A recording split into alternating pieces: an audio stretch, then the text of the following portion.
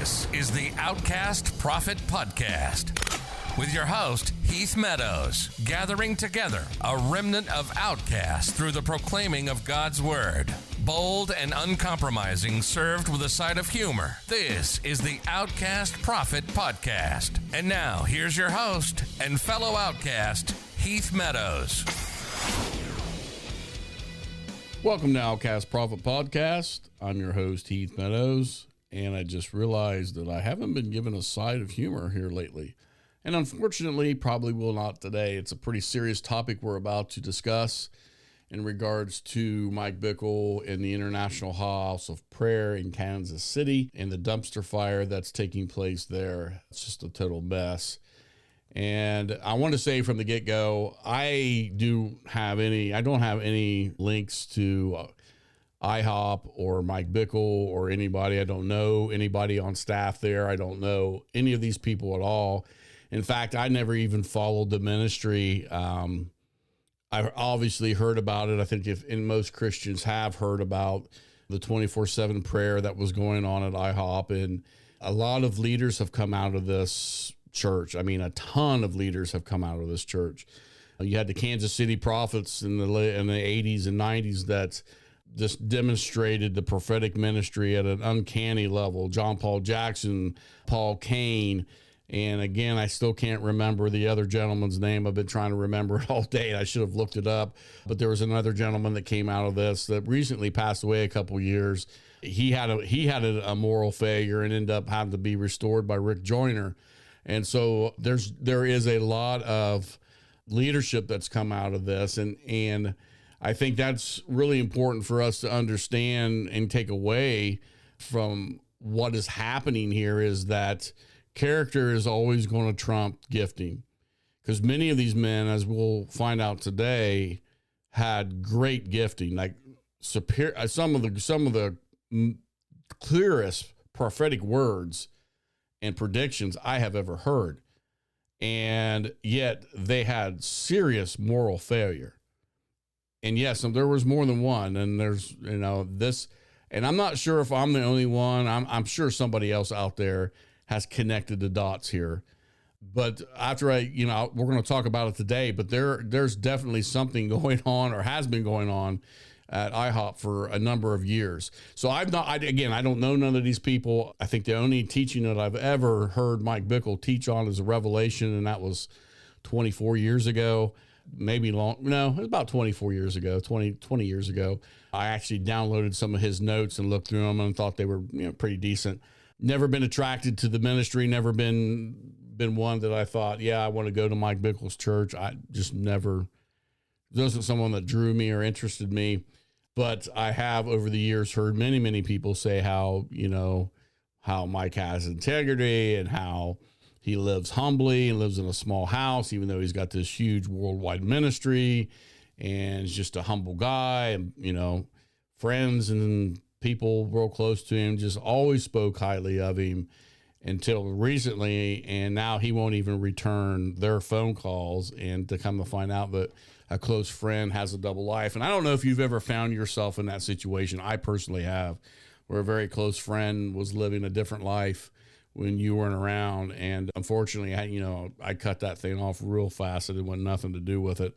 It was, and just dark. And so for his friends, it's got to be pretty rough to go through something like that, because you almost feel betrayed in that situation. So everybody in this involved in IHOP, the congregation, the victims, all need prayer, and we all should be lifting them up in prayer. And I am not doing this podcast for listens, views, whatever, or to gossip. I'm actually feel like there is a really good opportunity here, unfortunately, out of all of this, to learn something. And if it wasn't for that, I don't know if I would talk about it a whole lot. It's something that really bothers me. It does get me fired up, because it's very frustrating that these men allow these things to get into their lives when they know the word as well as me and you do, and what we need to do to keep from this stuff happening. This is a great example of when character is not strong enough to hold the gift. God takes us through the wilderness. He takes us through fires to strengthen our character. in order that we may sustain the gift that we have. And the greater the gift, the deeper the foundation. You don't build a huge house on a tiny foundation, because what's going to happen? It's going to crumble. It's going to fall. And many of these men, I don't know what their history was. I don't know what it was that if they circumvented some things God was trying to get them to do, or I don't know. But I do know that they succumbed to, one, the fame and fortune of their positions and the total power that they had in their positions, and the power that the prophetic sometimes has over people.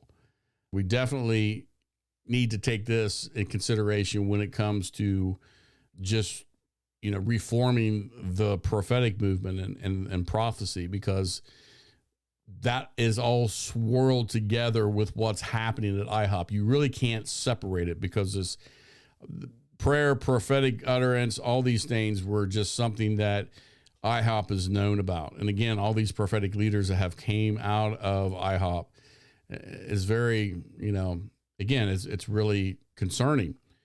And of those leaders, I know, now this is not going to be the only one, but I just know, like, John Paul Jackson was he was the only one that I personally, I liked his ministry, and I have quite a bit of his teachings, and I use, like, some of his stuff is really good as far as understanding the prophetic, and have pulled some of his insights to teach, and I think they're solid. And as far as I know, John Paul Jackson never had a slight against his character or his ministry.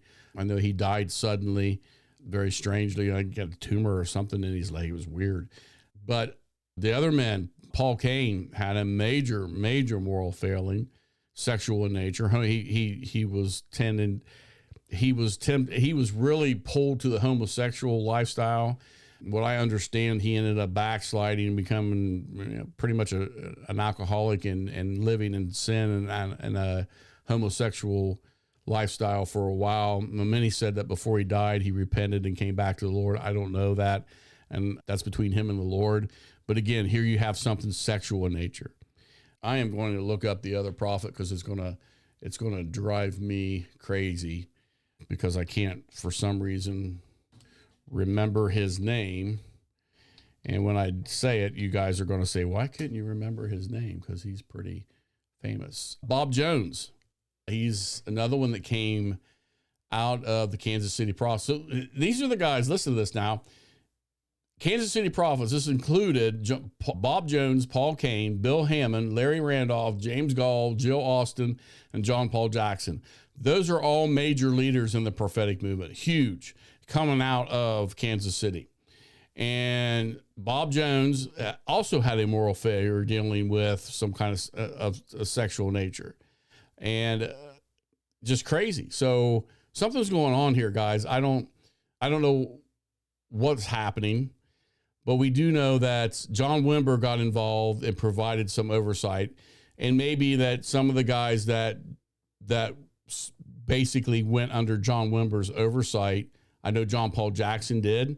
Maybe those guys, maybe that's what it was that kept them from diving into this really dark sexual immorality stuff that was obviously going on at IHOP for quite some time. This is not stuff that's just recently happened. So you have Mike Bickle's got several people coming out saying that he did certain things. More recently, a lady who actually has given her name said he started grooming her when she was 14 years old. And soon thereafter, they basically did everything but have sexual intercourse. That's a pedophile, guys, and a sexual predator. He was using the prophetic word, prophecies, to intimidate, to coerce, and to set himself up as some kind of elite representative of Jesus on earth to these women. And what's even crazier is the day back in October of last year when this stuff was breaking, he stood behind the pulpit and used some prophecy that none of his friends and nobody ever heard of. He said that he got about false accusers. And it's that manipulation and coercion, and that's just bullying, using God's name in vain. That's an evil that's unbelievable.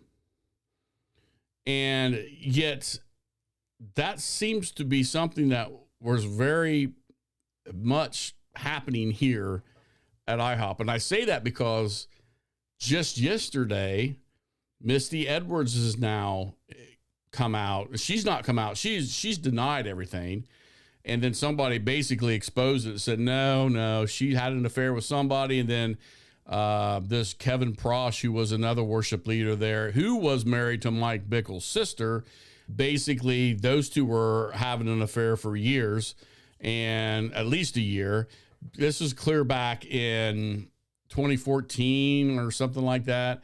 And before this man divorced his wife, which was Mike Bickle's sister, in 2016. And then you get in 2018, they are found together driving, both heavily under the influence of alcohol and drugs. And he's got, I don't know, you can tell she's, basically you can see the pictures if you go online, because she was denying all this stuff. Well, some reporter just went into public records and pulled the officers. You got officer cams, right? So he just pulled the shots up, their public record, and there they are. She's getting tested, and this Prosh guy's running around without a shirt on. So, and now, it's being said that this Prosh knew of somebody else she was having an affair with and used that to blackmail her to having an affair with him. I mean, what is going on here, man?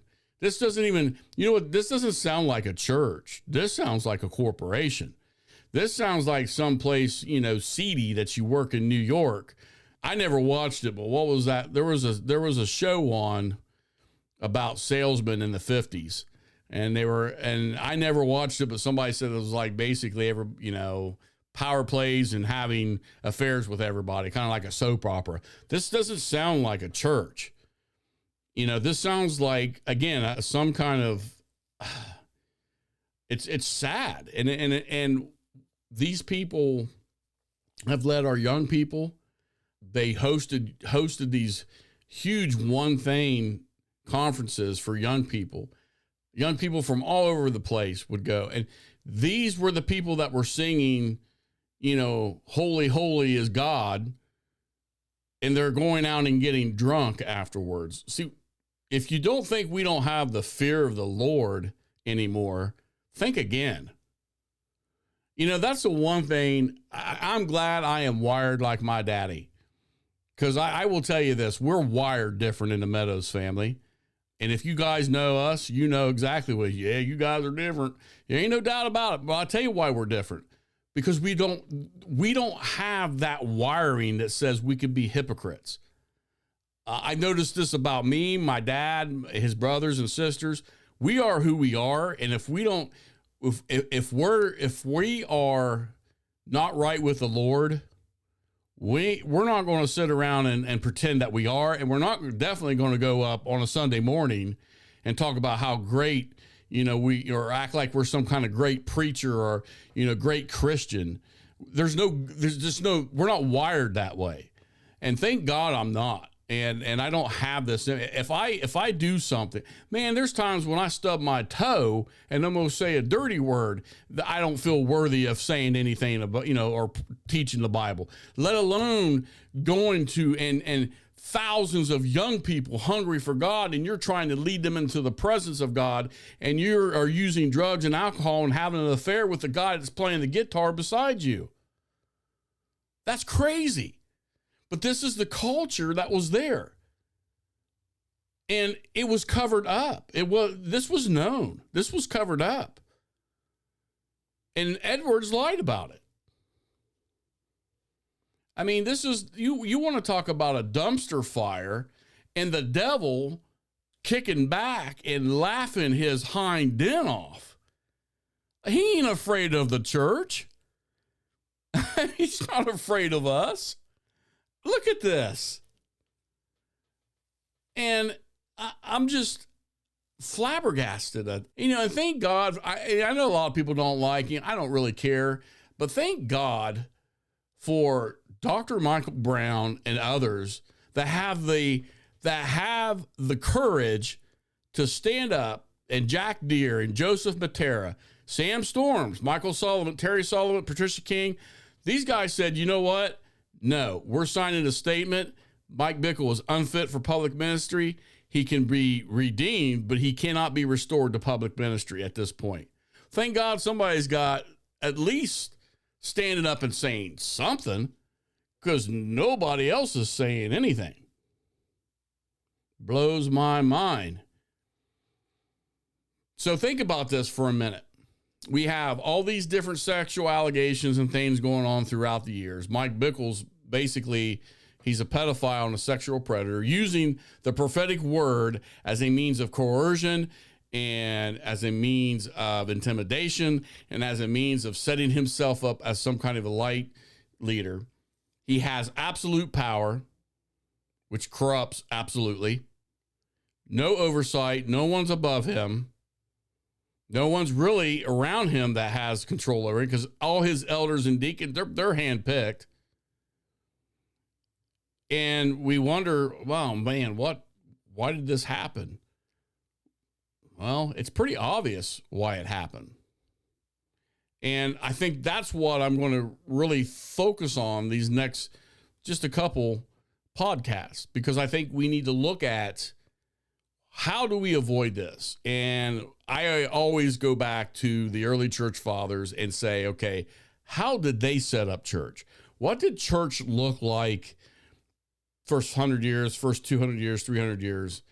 And I think there's some good things that we can glean from this. Now, there's nothing written in stone that church has to be this. In other words, it's not an essential doctrine. It's something that, different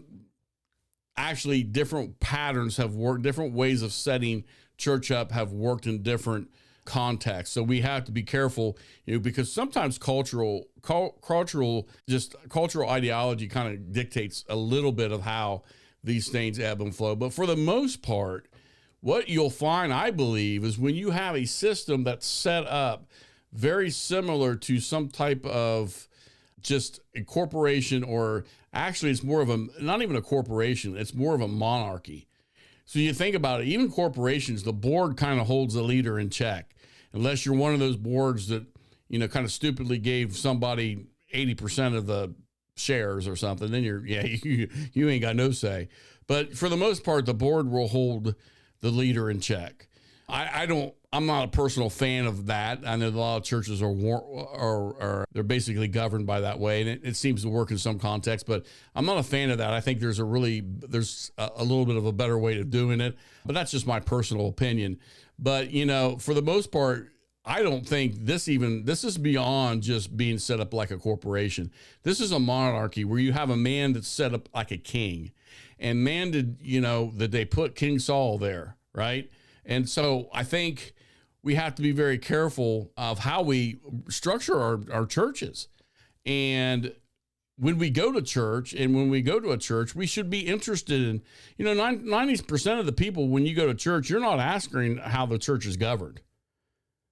Most people don't. And I mean, and some churches don't even have membership meetings anymore, membership, classes. You basically just say, hey, you want to come? Cool, you're in.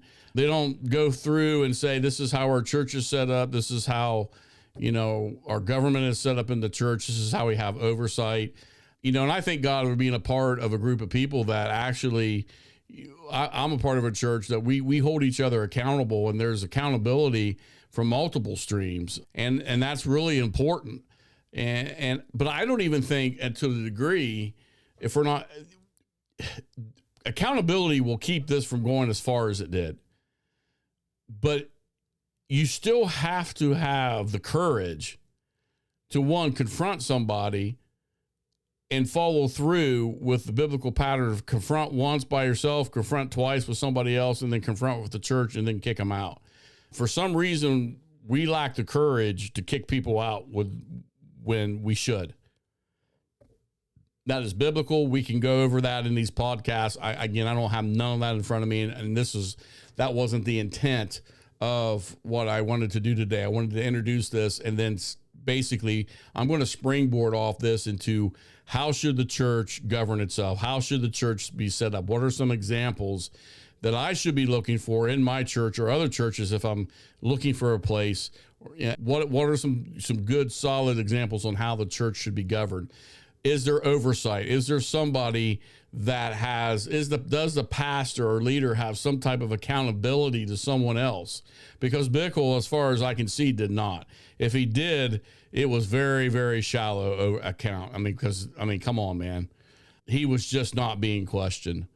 And what's funny is you hear these people now that are coming out. You can go on YouTube and hear all kinds of interviews now, and everybody says the same thing.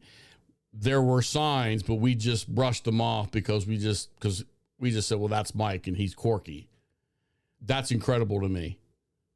So was it you just brushed him off because Mike was quirky, or did you just not have the courage to say something because he was this huge, bigger than life figure because the church put him up on a pedestal, which honestly, some of that responsibility comes back on the church for allowing that to happen. But that's a different story. I don't know if I don't know how I would react to that situation. I would hope that I would have the courage to speak out. I can tell you right now, being 50 years old, there's like this holy crankiness that comes over you. Like you just don't care what people think anymore. And at this point in my life, you can be the Pope. And if you're doing something, I have really little qualms of calling people out with that. And because I have lost all concern about what the people think or the opinions of men. I only care what Jesus thinks of me. And I am not going to allow a shepherd or somebody to stand behind that pulpit and use that as a means of grooming young girls or young boys or anybody for that sake, and use it as a means for the devil's ministry. It isn't going to happen on my watch. I refuse to allow it to happen on our watch. And by God, the church needs to straighten their back like an arrow and start saying it ain't going to happen on our watch either. This stuff only happens because we're too afraid we're more afraid of the man with the microphone than we are of God himself. The fear of the Lord needs to come back into the church. I can't even imagine representing God like that and using God's word to manipulate people into thinking that it's, to have some kind of sexual intercourse with me. That's crazy. And this stuff needs to stop. But I'm afraid, as many have in the last couple of years, 3-4 years ago, I said this was coming and even greater ministries were going to fall. I had no idea that any of this was going to happen. But a lot of people, did. A lot of people knew that these major ministries, there was stuff going on and that this was going to happen. And I'm afraid we're in for some more. This isn't over. And just because, and one other thing too, before the denominations out there get on their high horses, not so fast, because there's a lot of denominations. Many denominations are falling because of their sexual immorality. The Methodist Church, just talk to them right now. They're split down the middle, and the whole denomination is falling apart because they allowed sexual immorality into their doctrine. So it ain't got, just because you're a member of a denomination doesn't mean you're protected by this. We have to be on our guard. We have to be in the Word. We have to be praying. We have to have accountability and fellowship. All these things have to be in place in our lives, because if not, we going to do this stuff. We're going to do things that's going to get us in trouble. And it's important for us to be a part of a fellowship and people that will hold us accountable in love and keep us, between the guardrails, so to speak. And if you're not a part of a church, if you are a part of a church, just sitting in the pew and going Sunday morning is not enough. You got to get involved in some kind of group, whether it's a home group. We call ours journey groups because we're on a journey together. You have to be a part of something like that. You just have to, especially in these dark seasons. And again, I'm just sitting here thinking, there was a time when the devil was afraid of the church, but I really believe that was about, 1,300 years ago. I'm not so sure anymore. I think he's afraid of some of the churches. So my question to you, my friend, are you a church? Is your church? Does your church make the devil shake? Is he worried about your church and what you might do? Does the devil wake up in the morning worried about what you're going to do? Praise the Lord, you made it through an entire episode of Outcast Prophet. Congratulations. Congratulations. Congratulations. Be sure to subscribe, and for more information, visit our website at outcastprophetpodcast.com.